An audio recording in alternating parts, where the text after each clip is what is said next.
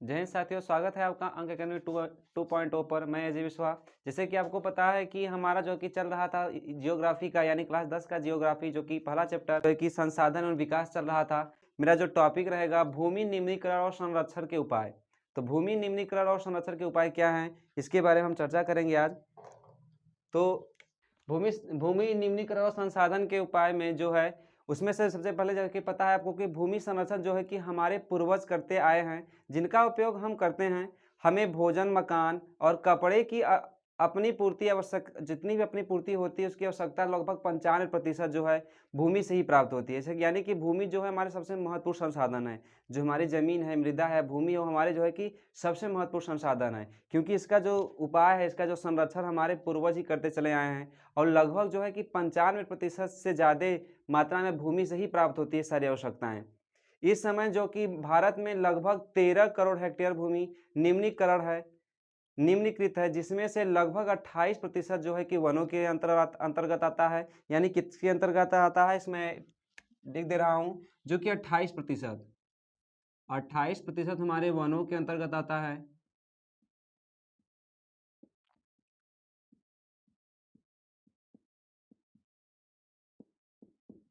यानी जो भूमि का निम्नीकृत है वह 28% जो हमारे पूरे जितने भारत का जितना क्षेत्रफल, उसका 28% वन जो है कि हमारे इसी भूमि के जो है भूमि निम्नीकरण वह 28% वनों के अंतर्गत आता है। उसके बाद में 56% जो क्षेत्र है वह जल अपरिदीति के कारण आते हैं, इसके संबंधित में आते हैं। और जो 16% आते हैं वो लवड़ी और क्षारी होते हैं। यानी कहने का मतलब जो भूमि के हमारे क्षेत्रफल के देखा जाए भारत में, तो 28% वनों के लेकर है और 16% जो है इसका क्षारी और अम्लीय है। क्या भूमि अम्लीय है या तो क्षारी है? 56% जो है जल संबंधित।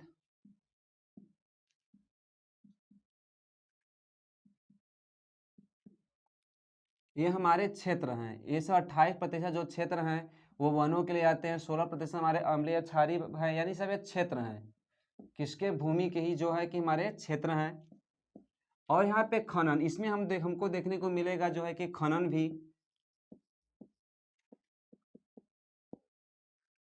इसमें हमको देखने को मिलेगा। खनन के चलते जो है कि झारखंड, छत्तीसगढ़, मध्य प्रदेश और उड़ीसा जैसे राज्यों में उन्मूलन भूमि निम्नीकरण का कारण बना है। यानी जो खनन है, खनन की वजह से जो है कि भूमि का जो है कि उन्मूलन सबसे ज़्यादा मात्रा में निम्नीकरण देखने को मिल रहा है। जो भूमि का निम्नीकरण है वो खनन से सबसे ज़्यादा प्रभावित करता है। जैसे कि आपको पता होगा कि झारखंड, छत्तीसगढ़, मध्य प्रदेश और उड़ीसा जैसे राज्यों में, इन सब राज्यों में जो है कि खनन की मात्रा में देखने के कारण जो है कि सबसे ज़्यादा क्षति होती है, भूमि का निम्नीकरण ज़्यादा होता है। इसका जो कि संरक्षण के उपाय में जो है कि भूमि के निम्नीकरण को सबसे ज़्यादा खनन में होती है। यानी खनन का सबसे ज़्यादा क्या होता है, खनन के बताने की जरूरत नहीं पड़ती। खनन का मतलब होता है भूमि को हम खदान, यानी खदान का मतलब उसकी जो भी चीज़ें हैं अपनी आवश्यकताओं के अनुसार उस प्रकार खनन करना। ठीक, इसकी जो कि सबसे चलते इसके चलते खनन के चलते जो है कि झारखंड खनन के संबंधित जो है कि झारखंड, मध्य प्रदेश, उड़ीसा, यहाँ पे जो है खनन के संबंध चलते ही जैसे इन सब राज्यों में जो है कि वनों का उन्मूलन भूमि निम्नीकरण का कारण बना है। यानी जो कि वन का है उसमें से जो उन्मूलन हो रहे हैं वो भूमि के निम्नीकरण के सबसे बड़े कारण यहाँ से देखने को मिलते हैं। जहाँ की कहाँ से, झारखंड, छत्तीसगढ़, मध्य प्रदेश, उड़ीसा, इन सब में वनों का उन्मूलन सबसे ज़्यादा मात्रा में देखने को मिलता है।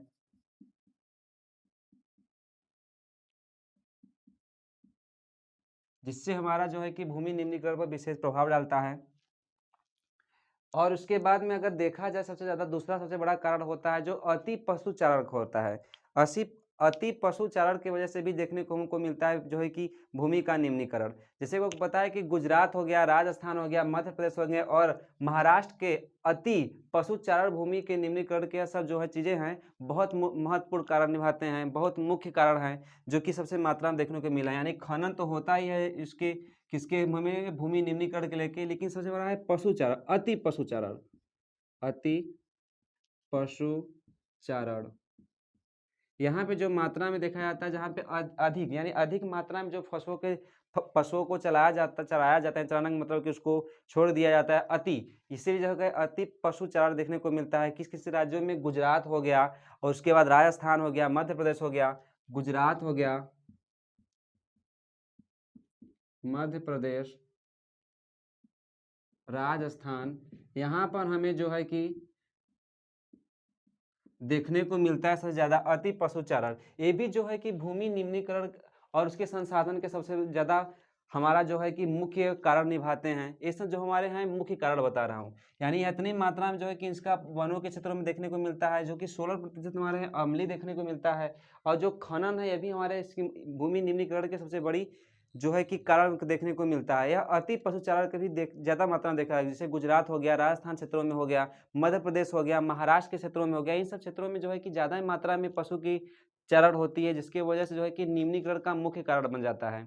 और यही प्रकार खनन को लेकर भी होती है, जैसे कि मैंने बताया था कि झारखंड हो गया, झारखंड, मध्य प्रदेश, उड़ीसा, इन सब मात्रा में जो है कि वनों का उन्मूलन सबसे ज़्यादा मात्रा में होता है, जिसकी वजह से भूमि निम्नीकरण का एक कारण बना रहता है। यानी यह भी एक कारण सबसे बड़ा अच्छा बना रहता है, बड़ा बना रहता है, जो कि खनन भी और दूसरा अति पशुचारण भी। जो है कि भूमि निम्नीकरण की जो समस्या के समाधान के लिए क्या विधियां हैं? कुछ विधियां होंगी क्योंकि समस्याएं हैं। इन समस्याओं का समाधान अगर नहीं किया जाता है तो फिर ज़्यादा मात्रा में हमारी जो आवश्यकताएं हैं, जैसे कि सतत पोषणी विकास, जिसका उद्देश्य होता है कि आने वाली भावी पीढ़ियों का भी हमें ध्यान देना है अपनी आवश्यकताओं की पूर्ति करते हुए। और उसमें आपको पता है कि भूमि का जो सबसे ज़्यादा जो है कि मात्रा में हमको देखने को मिलता है, सबसे ज़्यादा आवश्यकताओं की पूर्ति हमारे भूमि से ही होती है। लगभग 95 जितनी हमारी आवश्यकताएं होती हैं वो हमारे भूमि से ही देखने को मिलती है। इसलिए जो है कि भूमि के जो निम्नीकरण हो रहे हैं, समस्याएं जो हैं, इसका समाधान हेतु जो विधियां हैं उस विधियों को बात करेंगे हम। ठीक, किस चीज़ का? भूमि निम्नीकरण की समस्याएं जो हैं।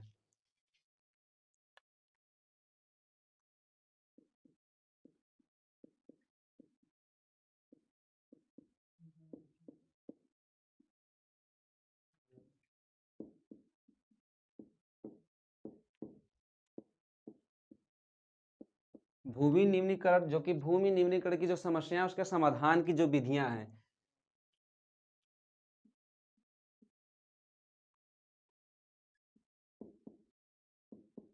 समाधान की विधियां,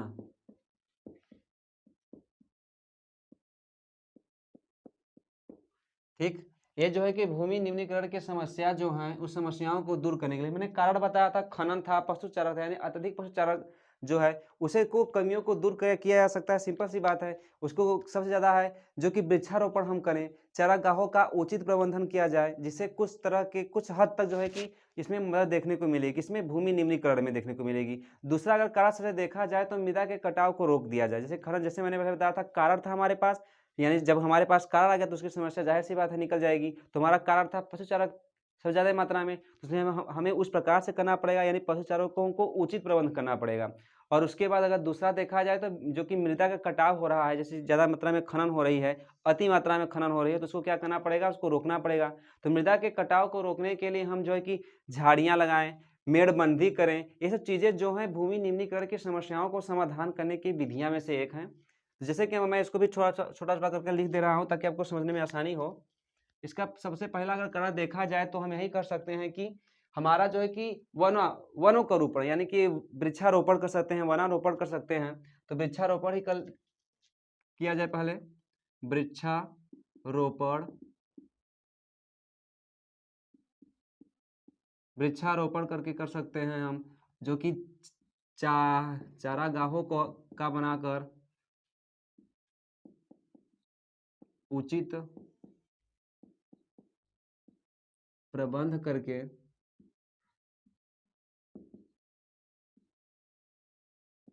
कर की समस्या का समाधान हम कर सकते हैं। अगर दूसरा देखा जाए तो जो अति खनन हो रहा था उस अति खनन को हम क्या करके कमी कर सकते हैं, या ज़्यादा मात्रा में जो हमारा खनन हो रहा है उस खनन को क्या कर कम कर हम कर सकते हैं। जैसे मृदा का कटाव को रोक कर सकते हैं। तो मृदा का कटाव को रोक कर हम कर दें। दूसरा मेरा क्या है? कटाव मृदा के कटाव को रोक कर। और दूसरा देख लिया जाए निम्नीकरण के समस्या को समाधान क्या है? रोक कर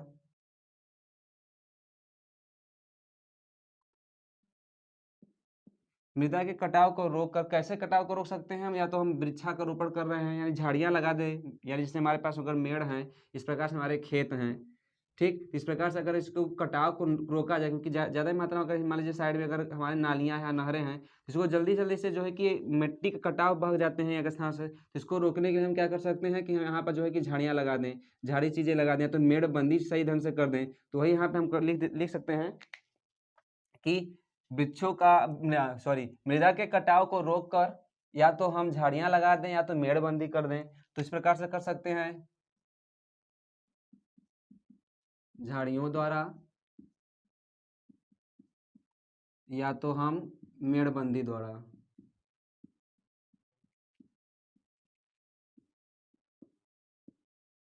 ये सब जो चीज़ें हैं हमारा जो कि भूमि निम्नीकरण की समस्याओं को दूर करने के सबसे महत्वपूर्ण चीज़ें हैं। तीसरा सब देख लिया जाए, देखिए हमारे पास जो कारण था उसी संबंधित आप जो है लिख सकते हैं, अपने से इसको भी बनाकर लिखा जा सकता है। अब तीसरा सबसे बड़ा कारण क्या हो सकता है इसको रोकने की समस्याओं को जो कि समाधान है, उसमें बंजर जो भूमियाँ हैं, क्योंकि जाहिर सी बात है कि 95% जब हमारी आवश्यकताओं की पूर्ति अगर भूमि से ही होती है, तो उसमें जो बंजर भूमि है उस बंजर भूमि का हमको प्रबंध करना पड़ेगा ताकि उसे हम उपजाऊ बना सकें। तो वही है, अगर हम देखा जाए तो हम कह सकते हैं कि बंजर जो है कि बंजर भूमि को उचित प्रबंध करके।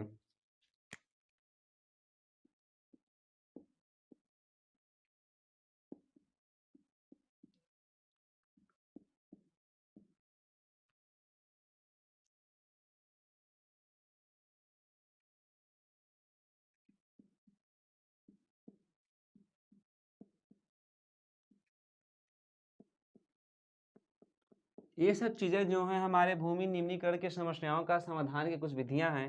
जैसे कि मैंने पहले बताया कि पहला है वृक्षारोपण करके, दूसरा जो है कि खनन की जो अत्यधिक खनन हो रहे उस खनन को रोक करके, तीसरा जो है कि बंजर जो भूमियां हैं हमारी, बंजर भूमियों को क्या कर उचित प्रबंध करके, यानी जो बंजर भूमि है उसको उचित प्रबंध कर दें, यानी कि अच्छे से जो कि उपजाऊ मिट्टियाँ हैं उस मिट्टियों को ले आकर बंजर भूमि पर रखना ताकि उसको भी उपजाऊ बनाया जा सके। ये सब चीज़ें जो है भूमि निम्नीकरण की सबसे बड़ी समस्या का समाधान का एक माध्यम है, एक विधियाँ हैं।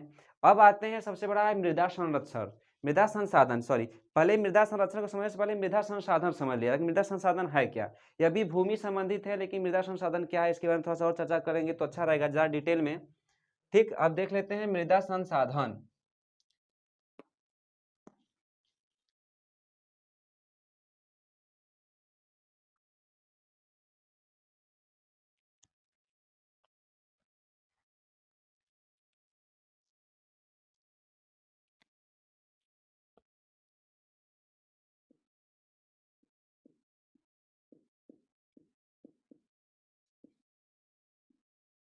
मृदा संसाधन, ठीक, मृदा संसाधन क्या है? देखिए, भूतल पर मृदा सर्वाधिक महत्वपूर्ण नवीकरणीय प्राकृतिक संसाधन है। जैसे मैंने आप लोगों को बताया था कि जब मैं पढ़ा रहा था उसको संसाधन में, तो उसमें मैंने आप लोगों को यही बताया था कि नवीकरणीय संसाधन। तो उसी प्रकार जो है कि भूतल पर यानी जमीन पर जो है कि मृदा का सर्वाधिक महत्वपूर्ण है। जाहिर सी बात है जब कि हम भूमि पर ही रहते हैं तो भूमि का जबकि मृदा का सबसे ज़्यादा मात्रा में सर्वाधिक महत्वपूर्ण होगा ही। तो उसका जो नवीकरणीय प्राकृतिक संसाधन है, यह पौधे के विकास का माध्यम है जो पृथ्वी पर विकास का माध्यम है, जो कि पृथ्वी के विभिन्न प्रकार के जीवों को पोषक करती है। मृदा एक जीवात्म तंत्र है, यानी कहा जा सकता है कि मृदा जो है हमारी सभी आवश्यकताओं की पूर्ति करने का एक माध्यम है, जो कि हमें जीवाश्म की करती है, जीवों को उत्पत्ति करती है, जीवों को पोषण करती है। ये सब चीज़ें जो हैं कि हमारे जो है कि मृदा की चीज़ें हैं, मृदा संसाधन के रूप में है। संसाधन क्या होता है? जो हमारे आवश्यकताओं की पूर्ति करे। अब उसमें मृदा जुड़ गया है, मिट्टी जुड़ गई, तो मिट्टी जो हमारे आवश्यकताओं की पूर्ति होगी वही हमारी क्या हो जाएगी? मृदा संसाधन। एक शब्द हम लोग समझ चुके होंगे कि मिट्टी से यानी जो भी मृदा से संबंधित जितने भी मृदा के द्वारा जो भी चीज़ें हमको मिले, मृदा से संबंधित जितनी हमारी आवश्यकताओं की पूर्ति हो सके वही हमारा मृदा संसाधन कहलाता है। कुछ देखा जाए तो कुछ गहरी मृदा बनने में, एक मृदा को बनने में काफ़ी समय लगती है, यानी कुछ गहरा, यानी कहने का मतलब कि अगर इतना बड़ा अगर मिट्टी अगर देखा जा रहा है, अगर मान लीजिए यह 5 सेंटीमीटर का है या मान लीजिए कुछ ही इसकी मोटाई, अगर इसकी मोटाई को कुछ ही मोटाई को अगर देखा जाए, कुछ मोटाई जो होगी इसको ही बनने में जो है, इस मिट्टी को बनने में ही लाखों वर्ष लग जाते हैं। आपको पता है कि मिट्टी जो है किस प्रकार से नहीं बनती है, बहुत समय लगता है उसको बनने में। इसीलिए जो है कि इसकी ज़्यादा मात्रा में ज़्यादा उपयोग भी है, क्योंकि मिट्टी के बिना हमारा जीवन संभव नहीं है, क्योंकि मृदा जो है जीवंत जो है कि तंत्र है, यानी मृदा जो हमारे जीवंत तंत्र है, यानी मृदा का जो है जीवों के पोषण करने की सबसे बड़ी मात्रा में इसकी देखने को मिलता है, जो कि हमारे 95% आवश्यकताओं की पूर्ति करता है। ठीक, कुछ गहरी मृदा को बनने में बहुत वर्ष ज़्यादा टाइम लगता है। तो इसी को यानी कि मृदा जो संसाधन है, यानी मृदा बनती कैसे है, इसके भी समझ लेना जरूरी है, क्योंकि मृदा क्या है, मृदा को कैसे बनता है, लाखों समय लगता है, उसमें क्या क्या चीजें देखने को मिलती है, समय, जलवायु, ये सब चीजें को भी देखना जरूरी है।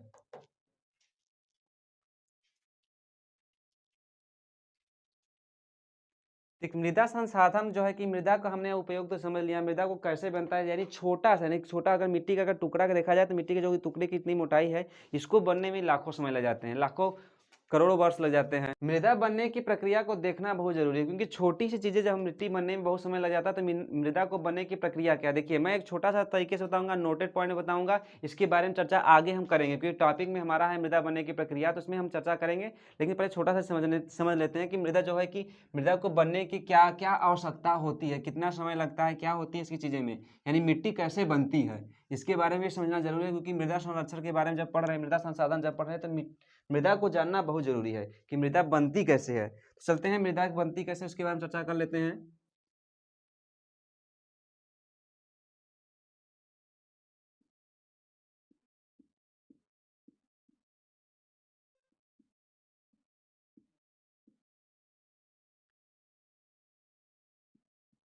प्रक्रिया, मृदा के को बनने की प्रक्रिया, मृदा की बनने की प्रक्रिया। ठीक, तो सबसे पहले देखिए, उचावच हो गया, जन जन जनक तंत्र, सॉरी, उचावच हो गया, जनक जो शैल होते हैं या चट्टाने जो होती हैं, अथवा सस्तत्र शैलें, यानी यह सब शैलें जब मिलती हैं, पर उसमें जलवायु का भी बड़ा योगदान आता है। जलवायु हो गया, वनस्पति हो गए, और जैव पदार्थ हो गए, और समय इसका सबसे महत्वपूर्ण कारक होते हैं। यानी इन्हीं से जो है कि मृदा बनने की प्रक्रिया चालू होती है, मृदा बनना स्टार्ट होता है। ठीक,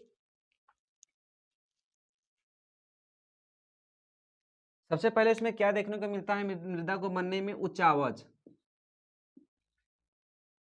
यह जो है उचावच हो गया, जलवायु हो गई, और हमें वनस्पति हो गया, ये सब चीजें जो है, ऊपर से समय हो गए, ये सब चीजों को देखने को ज्यादा मात्रा में बनते हैं, यही सब एक प्रक्रिया होती है। सेल हो गए, जो जनक सेल होते हैं, यानी कि जो मृदा के जनक सेल होते हैं, वे सब चीजें, जनक शैलें या सेल, ये सब चीजें से मिलकर जो है क्या बनता है, मृदा बनने की प्रक्रिया को शुरू होती है।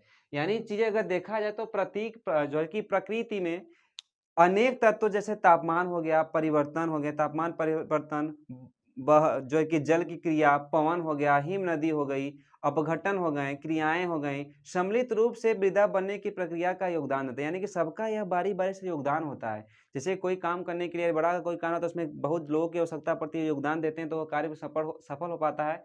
ठीक उसी प्रकार मृदा को बनने में बहुत लोगों का, बहुत चीजों का योगदान होता है, जिसमें मैंने आपको बताया प्रकृति के अनेक तत्व, जैसे तापमान, यानी प्रकृति में रहने वाले जितने भी अनेक तत्व हैं, तापमान हो गया, तापमान परिवर्तन हो गया, जल हो गया, हिम नदी हो गए, पवने हो गए, उचावच हो गए, जैव शैल हो गए, वनस्पतियां हो गई, ये सब चीज़ों का मृदा के बनने में सबसे ज़्यादा मात्रा में योगदान देखने को मिलता है। अगर हम इसे नोट के रूप में समझने का प्रयास करें तो इसका नोट से लिख लीजिएगा आप लोग, नोट्स बहुत ज़्यादा इंपॉर्टेंट रहेगा। नोट क्या है, रासायनिक, रासायनिक और जैविक परिवर्तन से भी मृदा का निर्माण होता है, ये भी याद रखिएगा, रासायनिक और जैविक परिवर्तन से।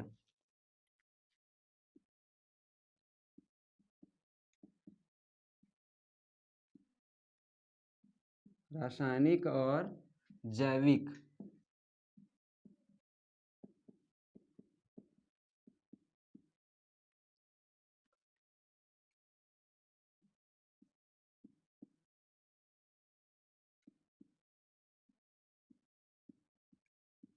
महत्वपूर्ण योगदान होता है।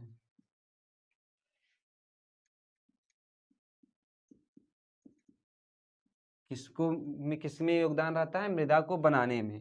यानी मृदा को बनाने में रासायनिक जो हो गए और जैविक परिवर्तन जो चीज़ें हैं, जैविक क्रियाएं जो हैं, ये सब जो चीज़ें हैं कि सबसे बड़ा महत्वपूर्ण योगदान निभाते हैं किसको बनाने में, ये जो कि मिट्टी को बनाने में। यानी कि रासायनिक और जैविक परिवर्तन जो है मृदा के निर्माण में महत्वपूर्ण भूमिका निभाते हैं। यानी कहने का कर सकते हैं कि रासायनिक हो गया, जैविक परिवर्तन हो गए, या जो है कि मृदा को बनने में सबसे बड़ा महत्वपूर्ण लिखते हैं, महत्वपूर्ण योगदान निभाते हैं। अगर इसको आप लोग अगर एक लाइन में अगर अच्छे ढंग से लिखना चाहते हैं, सेंटेंस को सही तरीके से बनाकर, मैं देखिए शार्ट में बनाने का प्रयास कर रहा हूँ ताकि मेन टॉपिक चीज़ें उसमें कवर कर ली जाए। और आप लोग के पास शब्दकोश के हिसाब से आप लोग अपने उसको जो है कि अच्छे तरीके से बना सकते हैं। नोट्स के तरीके में रासायनिक और जैविक परिवर्तन, रासायनिक हो गया और जैविक परिवर्तन भी जो है कि मृदा के निर्माण में भी, यानी जितने मैंने ऊपर का बताया था उसके बाद भी इन सब में भी मृदा निर्माण में महत्वपूर्ण भूमिका निभाते हैं, महत्वपूर्ण भूमिका निभाते हैं।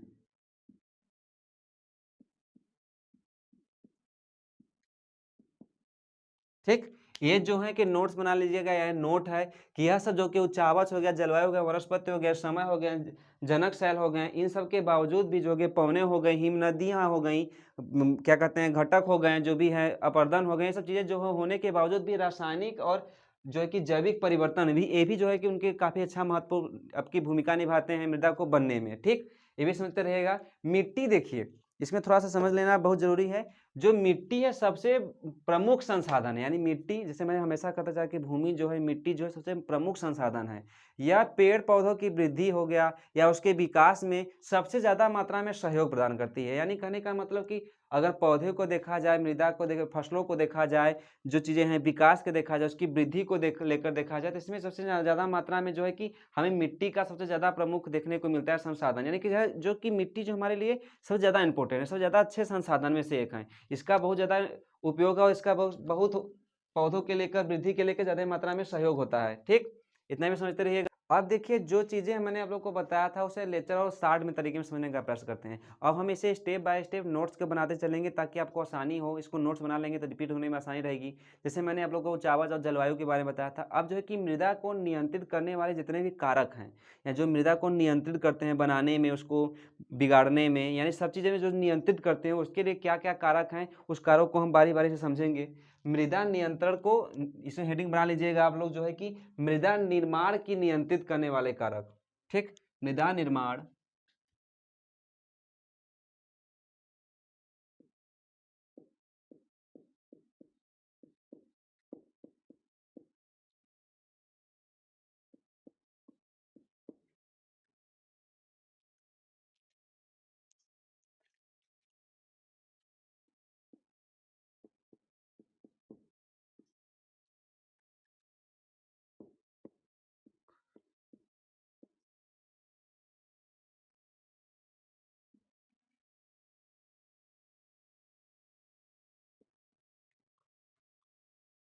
ठीक, मृदा को नियंत्रित करने वाले जो कारक हैं, सबसे पहला अगर देख लिया जाए कारक में से, देखिए तो बहुत है, निम्न का है। यानी मृदा निर्माण को नियंत्रित करने वाले जो कारक हैं वह निम्नलिखित हैं। सबसे पहला अगर देखा जाए तो सब जलवायु है। जलवायु को भी देख लीजिए, तो जलवायु क्या है। सबसे पहला जलवायु।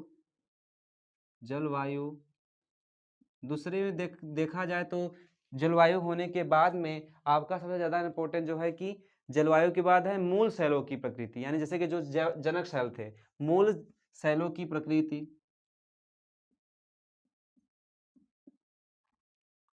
शैलों की प्रकृति,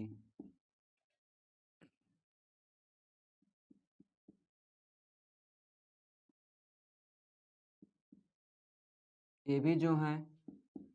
तीसरा अगर देखा जाए तो पहले इसको डिटेल में समझ लेते हैं, उसके बारे में से आगे समझते हैं। जलवायु, ठीक, जो कि मृदा को निर्माण को, जो भी मृदा है उसको निर्माण में इसके नियंत्रित करने के जो कारक हैं, सबसे पहला क्या है हमारा जलवायु। तो जलवायु जो होता है मृदा को निर्माण में, जलवायु एक महत्वपूर्ण कारक है। ऐसे इस प्रकार से बनाकर लिख सकते हैं, मृदा के निर्माण में जलवायु एक महत्वपूर्ण कारक है। जलवायु अपक्षय और अपरदन की क्रिया द्वारा शैलों को जो चूड़ करने के बाद में, तापमान के कारण, शैलों के विस्तार एवं संकुचन की क्रिया होने के बाद, शीत प्रदेशों में अधिकतम ठंड के कारण, विघटन की क्रिया होने के कारण इसका जो है कि मृदा का निर्माण कर पाती है। ठीक, इसे समझ चुके होंगे। एक बार फिर से रिपीट कर देता हूँ। जो मृदा है, मृदा को बनने में जलवायु का बहुत महत्वपूर्ण है। जलवायु को बनने का सबसे महत्वपूर्ण कारक होता है जलवायु मृदा को बनने में। तो इसमें क्या होता है, शैलों का, यानी सबसे पहले अपर्दन, अपक्षय, अपक्षय और अपर्दन, दो याद रखिएगा, अपक्षय और अपर्दन, अपक्षय और अपर्दन, इन सब के कारण, यानी किसका अपक्षय अपर्दन होता है, शैलों का। किसका, शैलों का। शैलों का अपक्षय और अपर्दन के कारण होने वाले जितनी भी चीजें हों उसके चूड़ बना दे, यानी कि जो अपर्दन, जो शैल होते हैं, चट्टाने जो होते हैं, जो आपस में अपर्दन होते हैं, अपर्दन की अपक्षय क्रिया का तोड़ने की क्रिया, अपर्दन उसके बाद, ठीक, यानी तोड़ने की क्रिया जो हो जाएगी अपक्षय हो जाएगी, और उसे तोड़ने के बाद में जब एक स्थान से जाने लगते हैं तो उसे अपर्दन कहलाती है। यानी इन्हीं दोनों, यानी कि जब दोनों जब चट्टाने होते हैं, जब जो शैल होते हैं, शैलों को अपक्षय अपक्षय और अपर्दन की क्रियाएं होती हैं, जो है कि उसका चूड़ बनता है। चूड़ बनने के बाद में वह आगे प्रक्रिया जाएगी तो कहीं इकट्ठा होगी, यानी वह धीरे धीरे इकट्ठा होने लगेगी तो ही जाएगी क्या हो जाएगी, मृदा बन जाएगी। आशा करता हूँ समझ गए। अब उसमें जो है कि तापमान का भी बहुत बड़ा कारक होता है, तापमान भी बहुत जरूरी है। प्रदेश, शीत प्रदेशों का यानी ठंडा होना चाहिए, गर्म होना चाहिए, इसमें भी प्रकाश से जरूरत पड़ती है। यानी शीत प्रदेशों में अगर देखा जाए तो अधिकतम जो ठंड के कारण विघटन की क्रिया और होने की जो कि स्पीड होती है उसमें कमी आ जाती है, क्योंकि देखिए जब तापमान में अगर ज़्यादा रहेगी तो उस प्रकार से मिट्टी का प्रवर्धन होगा, उड़ेगा, यानी कि इसको जो है कि अपक्षय, अपर्दन और निक्षेपण की क्रिया तो होबे करेगी, क्योंकि नहीं रहेगी तो वहाँ पे रुकेगी नहीं, यानी मिट्टी का निर्माण होगा ही नहीं। देखिए कोई जब शैल है, चट्टाने हैं, जब टूटेगी, टूटने के बाद में वो कहीं ना कहीं चूड़ बनकर आगे जाएगी, जहाँ जाएगी रुकेगी।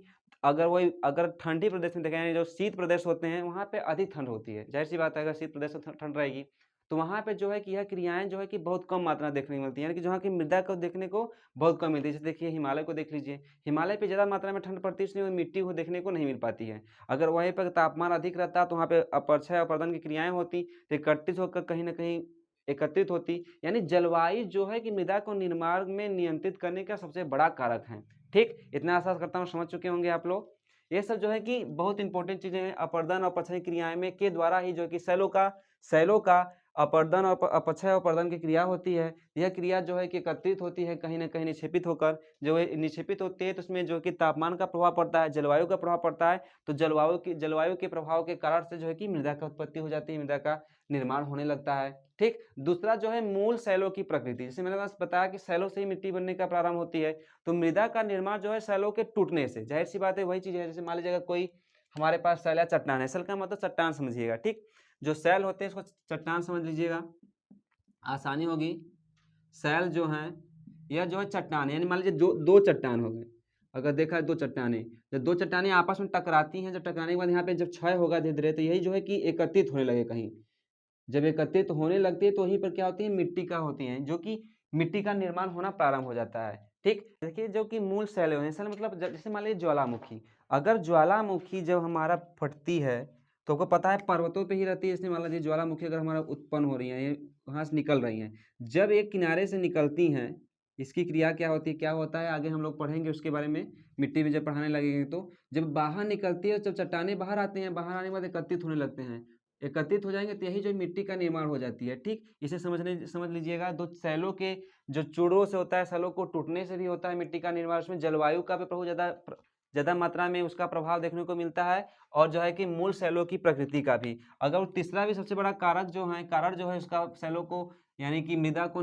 निर्माण करने में, मृदा को नियंत्रित करने में, तो सबसे बड़ा तीसरा कारण सबसे ज़्यादा इंपॉर्टेंट है, जो कि भूमि की बनावट। जाहिर सी बात है भूमि की बनावट बहुत इंपॉर्टेंट रहेगी, इसको भी समझते चलेंगे हम लोग।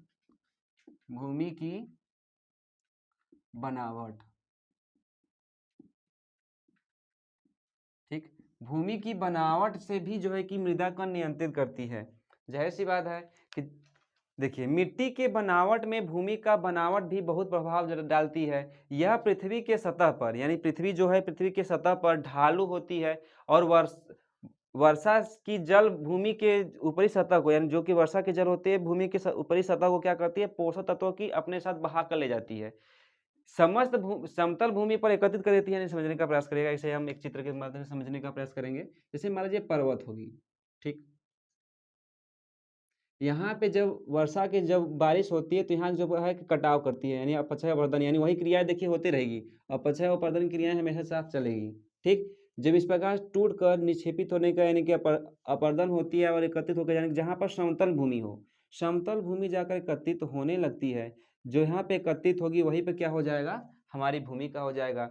इसलिए कहा है मिट्टी की बनावट जो है कि भूमि की बनावट के प्रभाव डालती है। यह मिट्टी है, मिट्टी की बनावट का मतलब का क्या, किसी मान लीजिए बलुई मिट्टी अक्सर देखने को मिलती है, मान लीजिए पर्वतों को ज़्यादा मतलब चूड़ होती है, जब चूड़ होती है छोटे तो हमारी जहाँ एकत्रित होगी भैया यहाँ बलुई मिट्टी है। जैसे आप लोग देखे होंगे नदियों के किनारे हो गया, नदियों के किनारे जैसे गंगा के नदी के किनारे देखने में जो है कि हालांकि आगे चीज़ें इसमें पढ़ेंगे हम लोग, लेकिन मैं चर्चा कर दें ताकि आप समझने में आसानी हो। जैसे नदियों के किनारे देखेंगे तो रेतीले रहते हैं, रेतीले कहाँ से आते हैं, चट्टानों से शहरों से ही होते हैं, क्योंकि ज़्यादा धीरे धीरे मात्रा में जो है कि छोटे छोटे टुकड़े में बढ़ जाते हैं। वही जो कह रहा है कि मिट्टी की बनावट में भूमि की बनावट का बहुत प्रभाव डालती है। यह पृथ्वी के सतह जो है कि सतह के जो ढाल होते हैं, ढाल उसमें जाकर जहाँ पे समतल होते हैं वहाँ पे क्या होते हैं, पोषक तत्वों को अपने साथ बहा लेती है। जाहिर सी बात है यहाँ पे हो सकता है कि जो कि लौह अयस्क की मात्रा अधिक हो, फास्फोरस की मात्रा धीरे-धीरे बहा-बहा के यहाँ लाते हैं, यहाँ लाकर रख देता है। इसकी तत्वों की क्या हो जाती है, समतल भूमि में एकत्रित कर देती है। ये भी जो है कि सबसे बड़ा इम्पोर्टेंट है। यानी जो है 3 सबसे महत्वपूर्ण थे मृदा के निर्माण को नियंत्रित करने वाले कारक थे। जलवायु, मूल शैलों की प्रकृति और भूमि की बनावट। यह जो है कि मृदा के नियंत्रित करने करने का सबसे बड़ा सोर्सेस होते हैं, सबसे बड़ा कारक होते हैं। अब हम लोग पढ़ेंगे जो है कि भारत में मिट्टी का वर्गीकरण, जो कि मोस्ट इम्पोर्टेंट है। इसका जो है कि ज़्यादा से ज़्यादा मात्रा में बोर्ड के एग्जाम में पूछता है, इसलिए आप लोग आसानी से समझिएगा। देखिए इतने समझ चुके होंगे कि हाँ, जो कि मिट्टियाँ कैसे बन रही हैं, कैसे नहीं। अब पढ़ेंगे हम भारत में मिट्टी का वर्गीकरण, भारत में मिट्टी कितने प्रकार के होते हैं इसके बारे में पढ़ेंगे, ठीक। तो इसे साफ कर देते हैं और उसको चलता रहेगा कंटिन्यू। आप लोग आशा करता हूँ समझ रहे होंगे।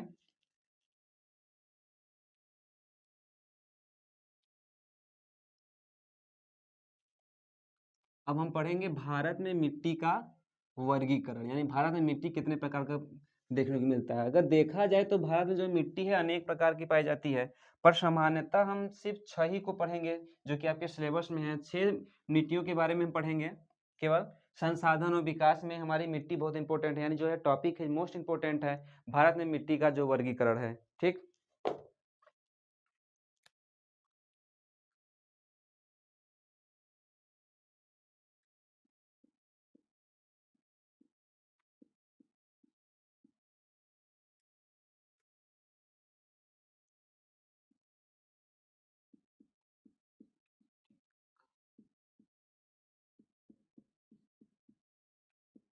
भारत में मिट्टी का वर्गीकरण, देखिए भारत में जो मिट्टी का वर्गीकरण है वह जो है अनेक प्रकार की मिट्टियां पाई जाती हैं। जैसे देखते होंगे भारत जो है कि विविधताओं का देश है। भारत जो है कि अनेक प्रकार की भिन्न भिन्न यानी विविधताओं में का देश है, तो इसमें जाहिर सी बात है कि अनेक प्रकार की मिट्टियां पाई जाएगी। पर हम मुख्यतः जो है 6 मिट्टियों को मानेंगे, 6 मिट्टियों को अपने सिलेबस के हिसाब से पढ़ेंगे सामान्यतः। इसलिए कहा जाता है कि भारत में देखिए शैल जो होते हैं, शैलों के स्वभाव से एवं भिन्न भिन्न प्रकार के स्थानीय जलवायु के कारण अनेक प्रकार की मिट्टियाँ देखने को मिलती हैं। ज़ाहिर-सी बात है कि मिट्टी को बनने के लिए हमारे पास शैलों की ज़रूरत पड़ती है, जलवायु की ज़रूरत पड़ती है। जहाँ-जहाँ जैसे जलवायु रहेगी, उस प्रकार से हमारी मिट्टियाँ देखने को मिलती है। लेकिन इतनी मिट्टियों को देखने के मान्यता हमको सामान्यतः जो है कि 6 वर्गों में बाँटते हैं। कितने भाग वर्गों में? मिट्टी को हम मुख्यतः 6 वर्गों में बाँटते हैं। सबसे पहले देख लेते हैं 6 मुख्यतः मुख्यतः 6 वर्गों में बाँटते हैं।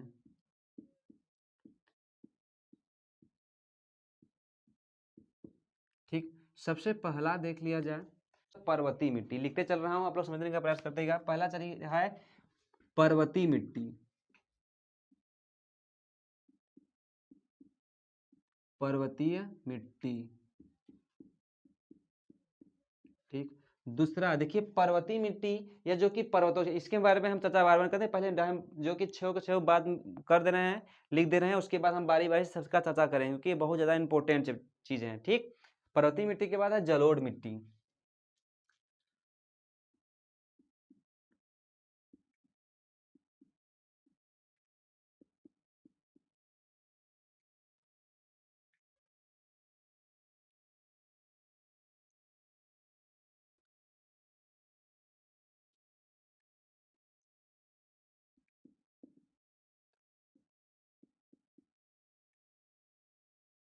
मरुस्थलीय मिट्टी, ठीक। चौथा जो है मरुस्थलीय, तीसरा जो है कि पहला पर्वतीय मिट्टी, जलोढ़ मिट्टी, मरुस्थलीय मिट्टी, काली मिट्टी, लाल मिट्टी भी पढ़ेंगे, काली मिट्टी, काली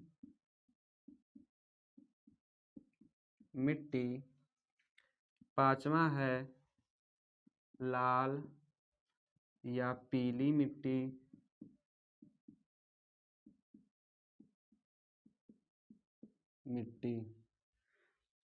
छठा जो है हमारा लेटेराइट मिट्टी,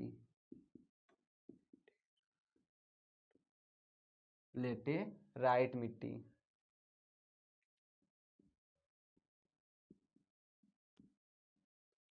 ठीक, ये छो को नाम याद रख लीजिएगा क्योंकि बहुत ज़्यादा इंपॉर्टेंट है। यह जो है मोस्ट इंपॉर्टेंट है, मैं IMP लिख दे रहा हूँ। ठीक। भारत में मिट्टी के प्रकार हर वर्ष जो है कि यह परीक्षा बोर्ड के एग्जाम में पूछता है, इसलिए थोड़ा सा इसमें चर्चा हम आसानी समझने का प्रयास करेंगे। इससे आप लोग, मैं शार्ट में थोड़ा थोड़ा चीज़ें लिखूंगा, फिर उसके बाद मैं ज़्यादा चीज़ें बताऊंगा ताकि आप लोग समझने में आसानी होती रहे।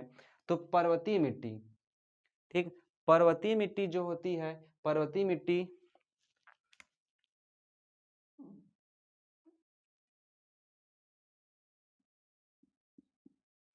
पर्वतीय मिट्टी, नाम सही लग रहा है कि पर्वत की मिट्टी रही होगी। ठीक, उसी प्रकार से अब सही लग रहा है। जिस प्रकार विषुवत रेखा से दूर चलने पर ताप और वर्षा की भिन्नता के कारण अलग अलग प्रकार की मिट्टी हमको देखने को मिलती है, अनेक प्रकार की कटिबंधी देखने को मिलती है, उसी प्रकार जो है पर्वतों के नीचे से लेकर ऊपर तक, यानी नीचे से लेकर पर्वतों के नीचे से लेकर ऊपर तक जो है हमें अनेक प्रकार की मिट्टियां, अलग अलग प्रकार की मिट्टियां देखने को मिलती है।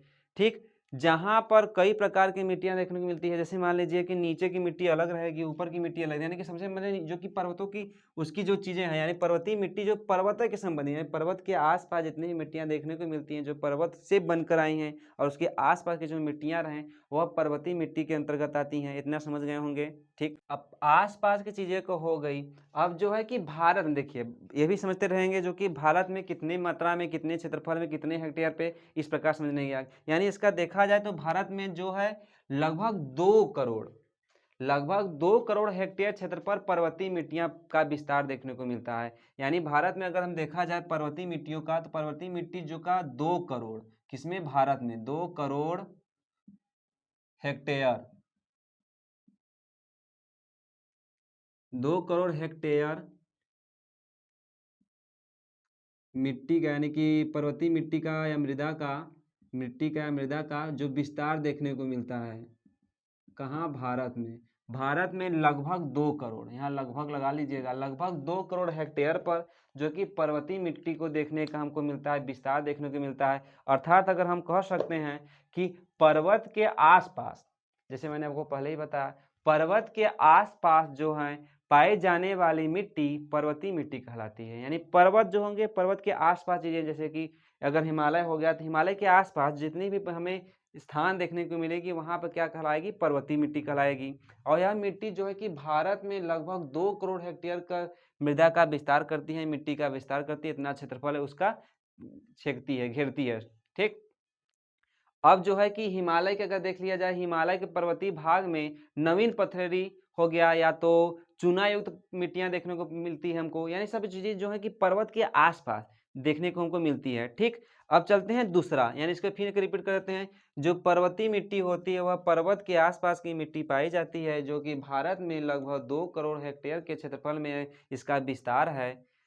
ठीक, इसको देखने वाला, इसमें सबसे मात्रा चूना हो गया, चूना पत्थर, हिमालय की चीज़ों में चूनी पत्थर हो गए, पथरीली चीज़ें हो गई, यहाँ पे देखने की मात्रा में मिलता है। ठीक, अब चलते हैं जलोढ़ मिट्टी। जलोढ़ मिट्टी जो है काफ़ी अच्छी मिट्टी है, काफ़ी उर्वरक मिट्टी है। इस मिट्टी के बारे में और इसका जो कि ज़्यादा से ज़्यादा मात्रा में पेपर में भी पूछता है और जो कि सबसे अच्छी मिट्टी मानी जाती है। यह जो मिट्टी होती है जलोढ़ मिट्टी नदियों द्वारा लाई गई भूमि के संचय से बनी होती है। यानी जो नदियाँ होती हैं वो नदियाँ अपने साथ जो कि अनेक स्थानों से निकलती हैं, अनेक पर्वतों से निकलती हैं, जिसकी वजह से वहाँ पे जो भी उर्वरक शक्ति होती है, जो तत्व पाए जाते हैं उसके नदियों के साथ बहते चले जाते हैं। जहाँ पे उसको एक मैदान में मिलती है, जब मैदान में मिल जाती है तो वहाँ पे जो है कि अनेक प्रकार की जो कि खनिज पदार्थों को अपने साथ लेकर जाए। जैसे अनेक प्रकार के खनिज पदार्थों को लेकर साथ में आएगी तो जाहिर सी बात है उपजाऊ मिट्टी रहेगी। तो इसी प्रकार जो है कि यह मिट्टी नदियों द्वारा लाई गई भूमि होती है। और यह मिट्टी अत्यधिक उपजाऊ होती है। इस प्रकार से बना के लिखा जा सकता है। और भारत में ये भी याद रखिएगा कि भारत में 7.7 लाख हेक्टेयर, भारत में जो है लगभग, इसे लगभग याद रखिएगा, लगभग 7.7 लाख हेक्टेयर, भारत में जो है 7.7 लाख हेक्टेयर क्षेत्रफल में, वर्ग क्षेत्रफल या क्षेत्रफल में, यानी इतनी जो क्षेत्रफल है भारत में 7.7 लाख जो हेक्टेयर हैं, इतने किलोमीटर, सॉरी किलोमीटर कर दिया तो सही रहेगा, किलोमीटर का क्षेत्र जो है, किलोमीटर का क्षेत्र जो है, ठीक, ये भी किलोमीटर में रहेगा। 2 करोड़ हेक्टेयर जो किलोमीटर है, यानी कि 7.5 यानी कि करीब अगर 8 लाख, यानी लगभग हम बोल सकते हैं मोटा मोटा के 8 लाख जो है हेक्टेयर का जो क्षेत्रफल है, वहाँ पे हमें जलोढ़ मिट्टी देखने को मिलती है। और यह मिट्टी जो है कि नदियों के द्वारा लाई जाती है। तो 3 पॉइंट याद रखिएगा, नदियों के द्वारा लाई गई, खनिजों के अपने साथ बहा कर लाई, और यह जो है कि भारत में लगभग 7.5 लाख या 7.7 लाख किलोमीटर वर्ग का क्षेत्रफल छेकने वाली यह मिट्टी देश के 40% भाग में पाई जाने वाली, ये भी याद रखिएगा, जो है मिट्टी है जलोढ़ मिट्टी वो 40%, भारत में 40% जो है कि इसका ही क्षेत्र देखने को मिलता है, इसी मिट्टी को देखने को मिलता है, इसके भाग देखने को मिलते हैं, जो कि ज़्यादा मात्रा में है, क्योंकि यह मिट्टी जो है कि नदियों के द्वारा ले जाती है, जिससे ज़्यादा उपजाऊ होती है। यह जो है कि मिट्टी, देखिए 3 पॉइंट याद रखिएगा, यह नदियों के द्वारा लाई गई मिट्टी होती है, और इसका जो क्षेत्रफल है या इसका जो विस्तार है 7.7 लाख हेक्टेयर है, और यह जो भारत में देखा जाए, देश में देखा जाए तो 40% भाग पर पाई जाने वाली मिट्टी है। ठीक, इतना अगर 3 पॉइंट अगर नोटेट करते रहेंगे तो आप लोग को आसानी से समझते रहेंगे कि कहाँ से लाई गई है, कैसी मिट्टी है, कैसे बन रही है, सब चीज़ें। जलोढ़ मिट्टी, जैसे मान लीजिए जलोढ़ मिट्टी जो है कि नदियों के द्वारा लाई गई, तो नदियों का नाम भी जानना जरूरी है कि नदी किस नदी से लाई गई है। इतना अगर नोटेड पॉइंट अगर याद करते रहेंगे, कौन सी नदी थी उसके साथ आती है तो कौन मिट्टी कहलाती है, और फिर इसका भी क्षेत्रफल कितना है, इसका कितना क्षेत्रफल में फैला हुआ है, इतना रहेंगे तो आप बना कर उसे आसानी से लिख सकते हैं। तो जलोढ़ मिट्टी अगर देखा जाए तो सबसे पहले इसका जो निर्माण है, यानी जलोढ़ मिट्टी का जो निर्माण देखा जाए तो जलोढ़ मिट्टी का निर्माण गंगा नदी हो गया, सिंधु हो गई, ब्रह्मपुत्र हो गए, ये सब जो नदियां होती हैं सबसे महत्वपूर्ण भूमिका निभाती हैं इसको, मिट्टी को बनाने में। गंगा नदी, सिंधु नदी और ब्रह्मपुत्र, इतना याद रखिएगा। इसका जो कि नदियों के द्वारा लाई गई है तो इसे बना के इस प्रकार से लिखते हैं, गंगा या ब्रह्मपुत्र सिंधु नदियों के द्वारा लाई गई जो मिट्टी होती है वह जलोढ़ मिट्टी कहलाती है। इस प्रकार से बनाया जा सकता है। ठीक, जलोढ़ मिट्टी में रेत, सिल्ट, मृत्तिका जो है कि ज़्यादा मात्रा में पाए जाते हैं, जिसमें कहा जा सकता है चूना हो गया, पोटाश हो गया, फास्फोरस हो गया, ये सब ज़्यादा मात्रा में पाई जाती है। इसलिए जो कि भूमि होती है, मिट्टी होती है, ज़्यादा उपजाऊ होती है। इसे मैंने पहले ही आप लोग को बता दिया। ठीक, यानी यह नदियों के द्वारा लाई गई है। नदियाँ कौन कौन हैं? गंगा हो गया, सिंध हो गए, ब्रह्मपुत्र हो गए, और जो है कि इस मिट्टी में जो है कि रेत हो गए, सिल्ट हो गए, मृत्तिका हो गई, चूना हो गया, कपास, चूना हो गया, पोटाश हो गया, फास्फोरस हो गया, यह सब जो है कि नदियों के साथ जो है कि नवीन नदियों के साथ जाकर एकत्रित होती हैं। ठीक, ये भी याद रखिएगा। और उसी में जलोढ़ मिट्टी में एक चीज़ों का भी याद रखिएगा, बांगड़ और खादड़ मिट्टी। बांगड़ और खादड़ मिट्टी का भी बार बार जिक्र पूछ लेता है, 2 नंबर 3 नंबर का या तो 5 नंबर का, कि बांगड़ मिट्टी क्या है और खादड़ मिट्टी क्या है। तो इसमें समझने का प्रयास करिएगा। देखिए, नदियों के द्वारा, जैसे कोई नदी हो गई, हम इसे चित्र बनाकर समझने का प्रयास करेंगे, क्योंकि समझने रहेंगे तो आप लोग लिखने में आसानी नहीं होगी। इसे मान लीजिए नदी हो गई, यहाँ से पर्वत हो गया, पर्वत से नदियाँ निकली, आ गई। नदियों अपने साथ अनेक प्रकार के ले गई, फास्फोरस लेकर गई, पोटास लेकर आई, जो मृत्तिका थे, रेत है, चूना पत्थर हो गया, चूना चीज़ें हो गई, सब चीज़ें जो कि लेकर हमारे पास आ रही हैं। यहाँ पे आए और यहाँ पे एकत्रित हो गई, मिट्टी यहाँ बन गया। ठीक, अब यहाँ से आगे निकल गए, तो जब नदियाँ जिस भाग में बाढ़ का जल, यानी नदी मतलब बाढ़, जिस भाग में जो है कि जिस भाग में बाढ़ का जल पहुंच पाता है उसे बांगड़ मिट्टी, कहने का मतलब जहाँ पे नवीन, यानी एक बार अगर मिट्टी यहाँ पहुंच रहा है और बस उसके बाद भूल जाए, वहां पे न पहुंचे, तो जहाँ पे बाढ़ की नदियां यानी मिट्टियां पहुंच जाती है उसे हम बांगड़ मिट्टी कहते हैं। ठीक, बांगड़ मिट्टी कहते हैं। और जिन भागों में बाढ़ का जल बार बार पहुंचे, जैसे मान लो यहाँ पे एक बार तत्वों के साथ आया, फिर पहुंच गया, फिर एक बार आया, फिर पहुंच गया, यानी बार बार पहुंचे, तो वहां पे नवीन जलोढ़ हो जाएगा, नवीन जलोढ़ होता रहेगा, यानी नवीन काप मिट्टी हो जाएगी या नवीन जलोढ़ मिट्टी हो जाएगी, तो उसे हम खादर मिट्टी बोलेंगे। और याद रखिएगा, खादर मिट्टी जो होती है, खादर यानी खादर में देखो खाद, यानी यह जो है कि मिट्टी ज़्यादा उपजाऊ होती है, ठीक, ज़्यादा मात्रा में। और जो बांगड़ होती है, बांगड़ सीमेंट की बात नहीं हो रही है, बांगड़ मिट्टी की बात हो रही है। तो जो बांगड़ मिट्टी होती है, यह बांगड़ मिट्टी कम उपजाऊ होती है, ठीक, कम उपजाऊ, इसे याद रखिएगा। जो एक बार आए बाढ़ की नदियां, यानी बाढ़ की पानी या जल आने के बाद में दोबारा उसमें न आए, तो उसे हम बांगड़ कहते हैं। जो बार बार आता रहे, बार बार मिट्टियां नहीं होती रहे, बार में उसमें तत्वों की मात्रा मिलती रहे, उसे हम खादड़ मिट्टी कहते हैं। ठीक, इतना समझ गए होंगे आप लोग। जो जलोढ़ मिट्टी है, जलोढ़ मिट्टी बहुत इंपॉर्टेंट है, याद रखिएगा, क्योंकि यह नदियों के द्वारा लाई गई है। कैसे बनती है इसका निर्माण? तो नदियों के द्वारा लाई गई जो मिट्टी होती है वही क्या होती है? जलोढ़ मिट्टी कहलाती है। ठीक, इसमें हमारे पास चूना हो गया, पोटाश हो गया, कैल्शियम हो गए, फास्फोरस हो गए, आदि चीज़ें जो है कि तत्वों की अधिकता होती है, या जो कि काफ़ी उपजाऊ मिट्टी होती है बांगड़।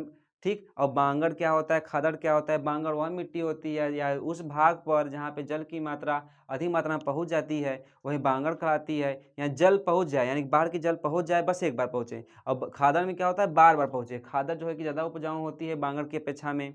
ठीक, जैसे कि यह देखिए 2 करोड़ की जो कि हेक्टेयर पर विस्तार करता था, यह 40% जो है कि क्षेत्रफल पे था। लेकिन देखा जाए तो जो भारत की बात की जाए तो भारत का 50%, याद रखिएगा, भारत का 50% जो जनसंख्या है, इसी मिट्टी पर जो है कि कृषि की जाती है। 50%। किस मिट्टी पर? जलोढ़ मिट्टी पर। जलोढ़ मिट्टी पर सबसे ज़्यादा मात्रा में फसलें उगाई जाती है, सबसे ज़्यादा मात्रा में कृषि की जाती है, जो कि 50% है। ये भी याद रखिएगा। अब जलोढ़ मिट्टी में कौन कौन सी फसलें उगाई जाती है, कौन कौन फसलें होती हैं, इसको भी समझना जरूरी है। तो याद रखिएगा, यहाँ पे बनाकर हम जलोढ़ मिट्टी का फसल देखा जाए जलोढ़ में, तो फसल, इसे एक मिनट रुकिए, आसानी से कहते रहेंगे तो आप लोग बताने में आसानी होगी क्या है क्या नहीं। ठीक, हम इसे साफ कर दें, बाद में लिख लिया जाएगा, ठीक है।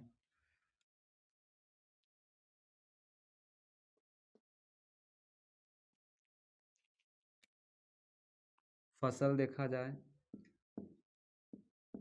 जो फसल है किसमें? जलोढ़ मिट्टी की जो फसलें हैं, 50% मात्रा में, भारत में 50% जनसंख्या इसी में ही निवास करती है, इसी की खेती की जाती है। तो इसमें गेहूं हो गया, चना हो गया, चावल हो गया, तिलहन हो गया, तंबाकू हो गया और जूट हो गए, ये सब फसलें जो है कि उगाई जाती हैं। क्या क्या?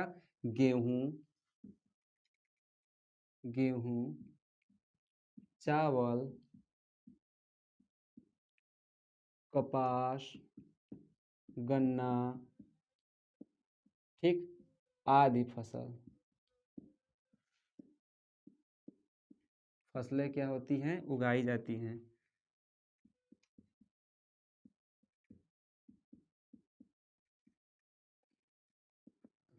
यानी कि हम जलोढ़ मिट्टी में कौन कौन सी फसलें उगाई जाती हैं? तो गेहूं, चावल, कपास, गन्ना और सब चीज़ें जो हैं कि हमारी चीज़ें उगाई जाती हैं। तंबाकू हो गया, जूट हो गया, इसको भी इसलिए आदि लगा दिए हैं।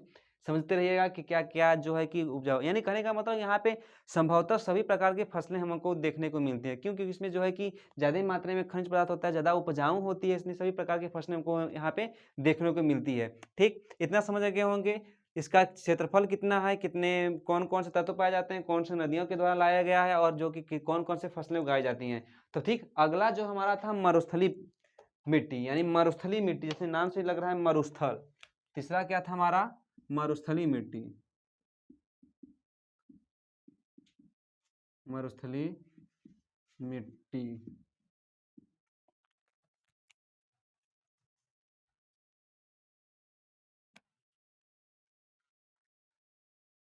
ये सब बस आप लोग अगर कहीं नोट्स बनाते रहेंगे तो आसानी से समझने का प्रयास हो जाएगा और समझ भी जाएंगे। केवल मेन मेन टॉपिक समझते रहेंगे, कौन सा क्या था, कितना क्षेत्र फैला था, कौन फसलें आती, कौन सा तत्व पाए जाते, कैसे बनी है, इतना बनाएगा तो आप लोग लिख लेंगे, आशा करता हूँ। तो मरुस्थली मिट्टी क्या है? मरुस्थली मिट्टी को भी समझना जरूरी है। मरुस्थल, आपने नाम तो काफी सुना होगा मरुस्थल का। मरुस्थल मिट्टी जो थार के मरुस्थल स्थान होते हैं, थार के मरुस्थल स्थान, वो थार नहीं जो कि बर्तन होता है, थार दूसरा प्रकार का। मरुस्थली मिट्टी जो है थार के मरुस्थल और उसके निकटतम, जो कि उसके तटीवर्ती यानी निकट के रहे शुष्क प्रदेशों में पाई जाती है। थार जैसे, यानी कि कहने का मतलब यह रेगिस्तान या राजस्थान के स्थानों पे जो थार के मरुस्थल हैं, उस मरुस्थलों की चीज़ों में उनके आसपास के शुष्क तटवर्ती, यानी जो कि आसपास जो कि तट पे लगे होते हैं, उसमें मात्रा में देखने को मिलते हैं। इस मिट्टी में कण जो होते हैं बड़े बड़े होते हैं। इस याद रखिए क्या क्या हो गया, जो कि मरुस्थल मिट्टी जो है थार के मरुस्थल के निकटतम पाई जाती है, जो शुष्क प्रदेशों में पाई जाती है। ठीक, इस मिट्टी के में बड़े बड़े कण होते हैं। ठीक, कण हो गया। इस मिट्टी में जो है कि स्थानीय भाषा में इसको जो है कि इसको किस किस नाम से जानते हैं, इसे कल्लड़ हो गया, ऊसर हो गया, थूर हो गया और रौकड़ आदि नामों से भी जानते हैं। किसको? मरुस्थलीय मिट्टी को। इस सब मिट्टियों का नाम है जो कि इस मिट्टी को अनेक नामों से जानते हैं। किसके? मरुस्थलीय मिट्टी को। इस मिट्टी जो है कि ज़्यादा उपजाऊ भी नहीं होती है, क्योंकि इसमें लवण की मात्रा और क्षारीय मात्रा ज़्यादा होती है, इसलिए ज़्यादा जो है कि यह उपजाऊ भी नहीं होती है। इसमें जल ग्रहण करने की क्षमता बहुत कम होती है, यानी न के बराबर। जाहिर सी बात है, जिसमें अगर हम जल का जो कि अवशोषित करने की क्षमता नहीं रहती है, वो मिट्टी कम उपजाऊ ही रहती है। इसलिए मरुस्थलीय मिट्टी में जो है कि यह सब चीज़ें देखने को मिलती है। मरुस्थल के जो कि यह शुष्क प्रदेशों में यानी थार यानी कि गर्मी वाले प्रदेशों में मरुस्थल, या जैसे क्योंकि मरुस्थल का जो कि पौधा भी देखने को मिलता है, जैसे नागफनी हो गया, ये सब चीज़ें यानी फसलों के श्रेणी में अगर रख सकते हैं कि नागफनी हो गया, ये सब चीज़ें जो है कि मरुस्थलीय चीज़ें हैं, मरुस्थलीय मिट्टी में ज़्यादा मात्रा में होती है। उस प्रकार की जलवायु वहाँ की है। यानी क्या क्या है इसमें? निकटतम शुष्क प्रदेश, जहाँ पे इसके जो कण होते हैं बड़े-बड़े होते हैं। ठीक, ये भी दूसरा पॉइंट हो गया। इसका जो और भाषाओं में इसका कहते हैं कल्लर कहते हैं, ऊसर बोलते हैं, ऊसर भूमि आपने नाम सुना होगा, ऊसर भूमि हो गया, थूर हो गया और राकड़ यानी कि आदि नामों से भी पुकारा जाता है इसको, यानी मरुस्थलीय मिट्टी को। ठीक, इस मिट्टी में जो है कि क्षारीयता एवं लवण युक्त तत्वों की मात्रा अधिक देखने को मिलती है। जल ग्रहण करने की जो क्षमता होती है इसमें बहुत कम होती है। ठीक, इतना समझ गए होंगे आप लोग। ठीक, जैसे कि मैंने बताया कि क्योंकि इसमें जो है कि जल को अवशोषित करने की क्षमता बहुत कम होती है। इसमें जो जीवाश्म होते हैं, यानी जीवाश्म का भी बहुत ज़्यादा मात्रा में अभाव होता है। किसमें? मरुस्थलीय मिट्टी में। मरुस्थल यानी कि ऊसर भूमि, इसी को बोलते हैं ऊसर भूमि। पेपर में अगर आ जाए ऊसर भूमि किसे कहते हैं, ऊसर भूमि के बारे में बताइए, तो इसके बारे में आप लोग मत सोचिएगा ऊसर भूमि कौन सी भूमि आ गई। नहीं, ऊसर भूमि को हम मरुस्थलीय मिट्टी कहते हैं, ये भी याद रखिएगा। ऊसर भूमि हो गया या मरुस्थलीय मिट्टी हो गया, एक ही है, उसका नाम अलग है। ठीक, इसमें जो है कि जीवाश्म की मात्रा यानी कि पानी को अवशोषित करने की क्षमता तो 9 के बराबर थी, एकदम कम थी, लेकिन जीवाश्म की भी मात्रा जो है कि बहुत ज़्यादा मात्रा में देखने को अभाव में जो कि मिलता है। ठीक, अब जाते हैं विस्तार, यानी जो मरुस्थलीय मिट्टी का विस्तार क्या है। कुछ विस्तार तो हो ही करेगा कुछ भारत में, तो विस्तार इसका देख लिया जाए तो मरुस्थलीय मिट्टी का जो विस्तार है 114 लाख हेक्टेयर, काफी बड़ा। 114 लाख, 114 लाख हेक्टेयर,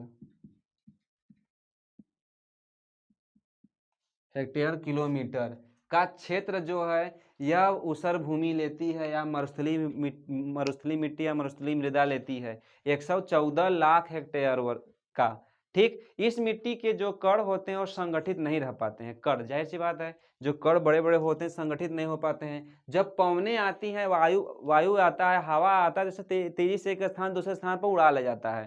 ठीक, पश्चिमी इसके स्थान अगर देखा जाएगा कहाँ कहाँ पे मात्रा में पाई जाती है, मरुस्थल भूमि या ऊसर भूमि, तो इसमें कहा जा सकता है कि पश्चिमी राजस्थान, गुजरात, स्थान लिख दें, स्थान स्थान कहाँ कहाँ पाई जाती है, तो पश्चिमी राजस्थान, पश्चिमी राजस्थान हो गया। ठीक, इतना समझते रहिएगा कि इसके जो कण होते हैं, एक स्थान दूसरे, हाँ, पश्चिमी राजस्थान, और उसके बाद गुजरात हो गया, गुजरात हो गया, दक्षिणी पंजाब हो गया,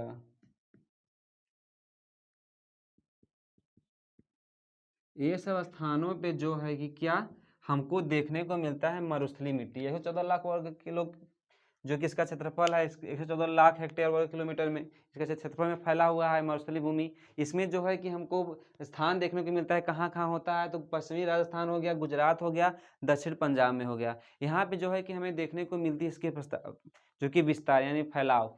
अब आते हैं कि इसमें हम कौन कौन सी फसलें उगा सकते हैं। ठीक, तो फसलों की बात अगर देखा जाए, अगर हम सिंचाई अगर सही ढंग से कर देते हैं, इसमें अगर बार बार सिंचाई करते हैं, क्योंकि पानी कती तो होती नहीं है, क्योंकि सोखने वाली क्षमता नहीं होती है, इस मिट्टी में सोखने की क्षमता ही नहीं होती है, जीवाश्म की कमी भी देखने को मिलती है। इसमें अगर सिंचाई और सही प्रकार के साधन का उपयोग किया जाता है, तो इसमें जो फसल हैं, इसमें फसलें भी उगती हैं। फसल देखा जाए तो फसल में हमारा ज्वार, बाजरा, मूंगफली, उड़द, ये सब फसलें जो है उगाई जा सकती हैं इसमें। अगर हम सही तरीके से सिंचाई करेंगे, सही तरीके से देख रेख करेंगे, सही खादों का प्रयोग करेंगे तो इस प्रकार से फसलें हमको देखने को मिलेंगी। क्या क्या देखने को मिल सकती हैं? ज्वार, बाजरा, मूंगफली,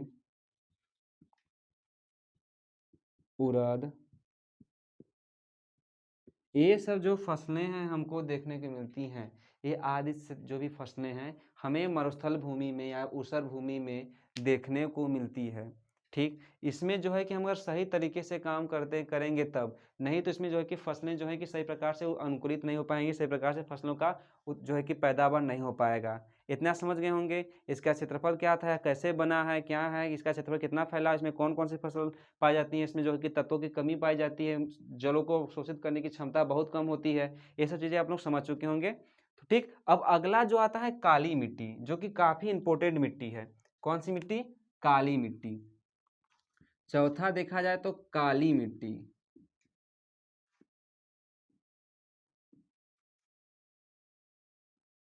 काली मिट्टी, नाम से ही लग रहा है काली मिट्टी। ठीक, लेकिन इसके नाम पे मत जाइएगा। इसका जो मिट्टी है काफ़ी उपजाऊ मिट्टी है। जैसे जलोढ़ मिट्टी थी, इस प्रकार से काली मिट्टी भी हमारी बहुत ज़्यादा उपयोगी है। बहुत ज़्यादा इसकी मात्रा जो है कि ज़्यादा फसलों की उत्पादन करती है। इस मिट्टी का निर्माण जो है लावा युक्त पदार्थों से होता है। जैसे मैंने आप लोग को बताया था कि ज्वालामुखी का चर्चा होगा तो मैं इसमें बताऊंगा। ठीक उसी प्रकार जो जो यह काली मिट्टी है, काली मिट्टी लावा यानी ज्वालामुखियों से उत्पत्ति होती है। ये भी याद रखिएगा, जो कि काली मिट्टी का उत्पत्ति ज्वालामुखी या लावा से होता है। जब ज्वालामुखी जब होती है, निकलने के बाद में जब भूमि पर गिरती है तो भूमि गिरने के बाद में परत जम जाती है। परत जम जाने के बाद में जब ठंडा हो जाती है तो वही मिट्टी क्या हो जाती है? काली मिट्टी हो जाती है। और इसमें जो है इसके जो मिट्टी का रूप लेता है, आज इतना मतलब ज़्यादा मात्रा में इसकी उपजाऊ होती है कि उसमें ज़्यादा प्रकार के तत्वों, खनिज पदार्थों की मात्रा हमको देखने को मिलती है। इसलिए कहा जा सकता है इस मिट्टी का निर्माण लावा युक्त पदार्थों से हुआ है। प्राचीन काल में दक्षिण के पठार में जब ज्वालामुखी का उद्गार से लावा बहकर धरातल के ऊपर पर फैल जाता है तो मिट्टी का रूप ले लेता है। ठीक, आप समझ आएगा मिट्टी कैसे बनी है काली मिट्टी? ज्वालामुखी की उत्पत्ति से जब आकर लावा बनकर धरातल पर एकत्रित हो जाता है, जब धरातल पर क्या हो जाता है? एकत्रित हो जाता है। जब फैल फैल कर जब एकत्रित होने लगता है तो एकत्रित होने के बाद में कुछ समय के बाद में जब ठंडा हो जाता है, ठंडा होने के बाद जब जो मिट्टी का उत्पत्ति बनती है मिट्टी, यही मिट्टी हमारी जो है काली मिट्टी बन जाती है। इतना समझ में आ गया? आज जो हमें काली मिट्टी का या काली मिट्टी हो गया या रेगुड़ के नाम से जानते हैं, इस मिट्टी को काली मिट्टी को हम रेगुन के नाम से भी जानते हैं। ये भी याद रखिएगा, क्योंकि जैसे कि हम मरुस्थलीय मिट्टी को हम जानते थे, ऊसर मिट्टी हो गया, कल्लर मिट्टी हो गई, बहुत सारी मिट्टियों के नाम थे अलग अलग के। तो अगर पेपर में इस प्रकार से रेगुन मिट्टी के बारे में पूछ ले तो समझ लीजिएगा काली मिट्टी की ही जिक्र कर रहा है वो। और काली मिट्टी कैसे बनती है? ज्वालामुखी के लावा के द्वारा बनती है। ठीक, ये भी समझ गए होंगे आप लोग। ठीक, बहुत सही। इसके बारे में और चर्चा करते हैं कि फसल क्या है, स्थान क्या है, विस्तार कितना फैला है। मरुस्थलीय मिट्टी में हमने देखा था कि जो है कि उसमें पानी यानी कि जल सोखने की क्षमता बहुत कम थी, यानी नमी को सोखने की क्षमता 9 के बराबर थी। लेकिन काली मिट्टी में ऐसा नहीं है। काली मिट्टी जो होती है, काली मिट्टी में हमें नमी सोखने की क्षमता बहुत ज़्यादा मात्रा में देखने को मिलती है। नमी को अवशोषित यानी नमी को धारण करने की क्षमता अधिक होता है। इसमें जो है लोहा, फास्फोरस, चूना, मैग्नीशियम आदि तत्वों की मात्रा देखने को मिलती है। तत्व यहाँ पर अगर हम बना दें तत्व, तो इसमें क्या क्या हमको देखने को मिलता है? लोहा, मैग्नीशियम,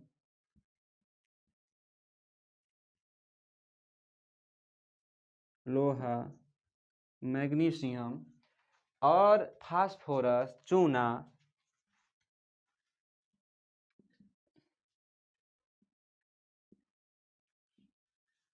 चूना आदि जो तत्व होते हैं, जो ज्वालामुखी के साथ निकलती हैं, आदि जो तत्व होते हैं या खनिज पदार्थ होते हैं, खनिज होते हैं,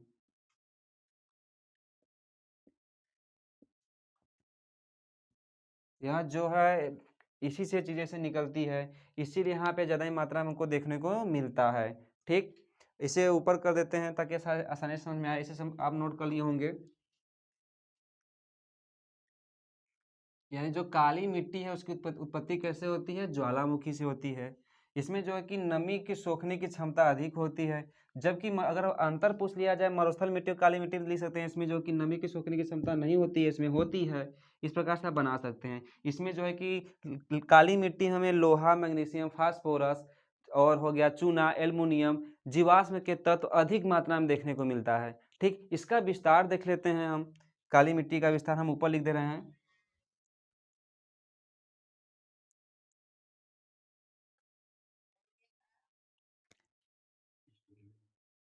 विस्तार किसका? काली मिट्टी का विस्तार देखा जाए तो काली मिट्टी का जो विस्तार होता है वह है लगभग 5.1 लाख वर्ग किलोमीटर।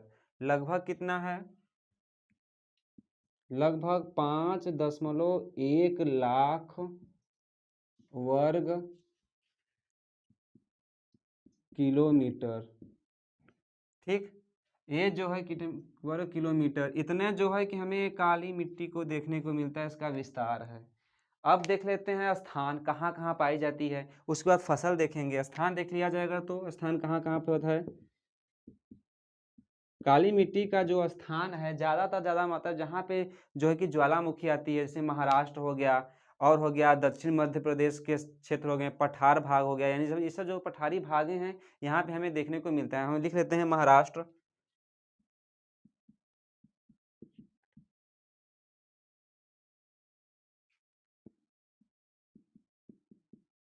महाराष्ट्र हो गया, दक्षिण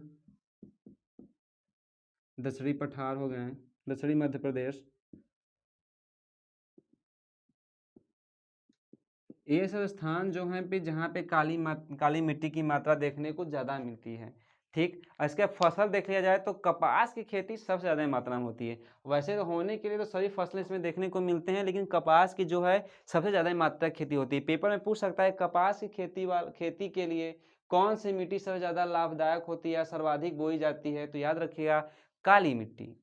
ठीक, ये भी समझते रहिएगा। इसमें फसल का देखा है तो कपास सर्वाधिक, मैं फसल लिख दे रहा हूँ, फसल सर्वाधिक कौन सा सर्वाधिक? कपास की सर्वाधिक, कपास कपास जो है सर्वाधिक मात्रा में बोई जाती है। किस मिट्टी में? काली मिट्टी में। कपास जो है सबसे ज़्यादा काली मिट्टी में बोई जाती है, इसे याद रखिएगा कि 2 नंबर का बहुविकल्प में पूछ सकता है। अब अगला देखते हैं लाल मिट्टी। लाल मिट्टी या पीली मिट्टी। ठीक, इसके नाम पे ही देख लेते हैं कौन सा अगला 5वां नंबर पे क्या है, लाल मिट्टी और पीली मिट्टी।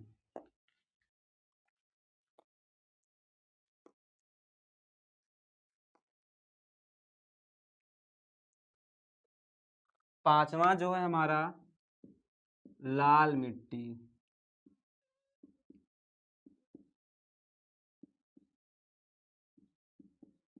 लाल मिट्टी या पीली मिट्टी।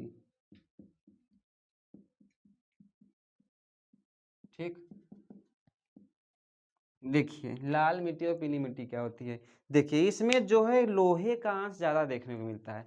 लोहे के अंश की अधिकता के कारण जो है इसका जो लाल है, मतलब इसका जो रंग है वो लाल दिखाई देने लगता है। यह सैलों की मात्रा जो है सबसे ज़्यादा मात्रा में पाया जाता है। मोटे और अधिकतम जो है कि अधिकता देखने को मिलती है, यानी कि इसके जो सैलों की जो है मात्रा, जो कि इसमें लौह के अंश अधिक होते हैं, उसमें ज़्यादा देखने की मात्रा मिलती है। ठीक, लाल मिट्टी कैसे होती है? इसमें जो लोहे का अंश होने की वजह से लाल दिखाई देता है, तथा इसमें जो सैलों की मात्रा होती ज़्यादा देखने को मिलती है। यह जो स्थान अगर देखा जाए तो उड़ीसा, मध्य प्रदेश, आंध्र प्रदेश, तेलंगाना, कर्नाटक, दक्षिण पूर्वी महाराष्ट्र, यह सब स्थानों पे हमको लाल मिट्टी हमें देखने को ज़्यादा मिलती है। किस किस स्थानों पर अगर स्थान देखा जाए तो लाल मिट्टी का स्थान अगर देखा जाए तो मध्य प्रदेश, आंध्र प्रदेश, महाराष्ट्र,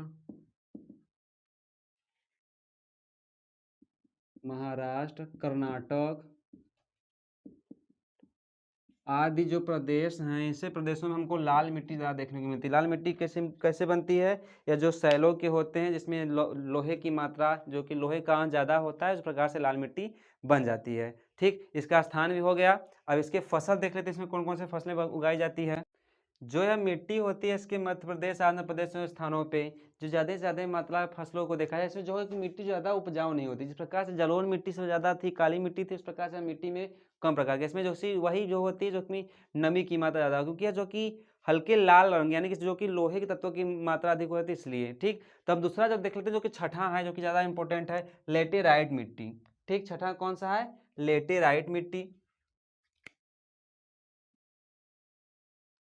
और इसमें ये भी याद रखिएगा कि लाल मिट्टी में जो है कि हमें पानी यानी नमी धारण करने की क्षमता नहीं होती, इसमें जीवाश्म की मात्रा बहुत कम होती है, ये भी याद रखिएगा, ज़्यादा रहेगा।